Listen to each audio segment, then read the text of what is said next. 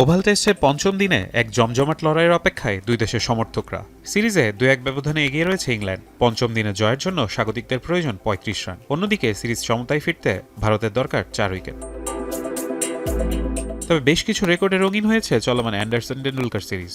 ১৪৮ বছরের টেস্ট ইতিহাসে মাত্র দ্বিতীয়বার এক সিরিজে দুই দল মিলে করেছে ৭,০০০ রান। দ্বিতীয় ইনিংসে ইংল্যান্ড ৩৭৪ রান করে জিতে গেলেও মাত্র ২৭ রানের জন্য মিস হবে বিশ্ব রেকর্ড। ১৯৯৩ সালে অ্যাশেজে হয়েছিল ৭,২২১ রান। তবে ৫ ম্যাচের সিরিজে এটাই রেকর্ড।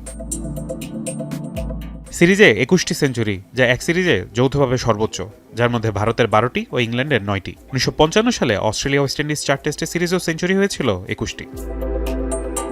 সেঞ্চুরি পেয়েছেন দুই দলের ১২ ব্যাটসম্যান, এটিও রেকর্ড। ১৯৫৫ সালে অস্ট্রেলিয়া ওয়েস্ট ইন্ডিজ সিরিজেও সেঞ্চুরি পেয়েছিলেন ১২ জন ব্যাটার। সিরিজে ৩০০ বা এর চেয়ে বেশি রানের দলীয় ইনিংস ১৪টি, যা ছুঁয়েছে আগের রেকর্ড। ১৯২৮-২৯ অ্যাশেজেও ১৪ বার হয়েছিল ৩০০ রানের স্কোর।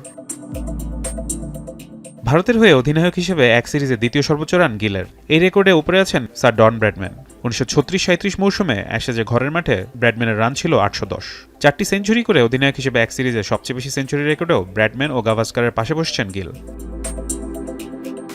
ইংল্যান্ডের প্রথম অধিনায়ক ও সব মিলিয়ে চতুর্থ খেলোয়াড় হিসেবে এক টেস্টে সেঞ্চুরি ও ৫ উইকেটের কীর্তি করেছেন বেন স্টোকস।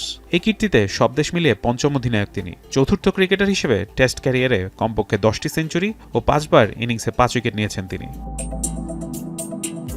ফারহান ইহসান, এখন।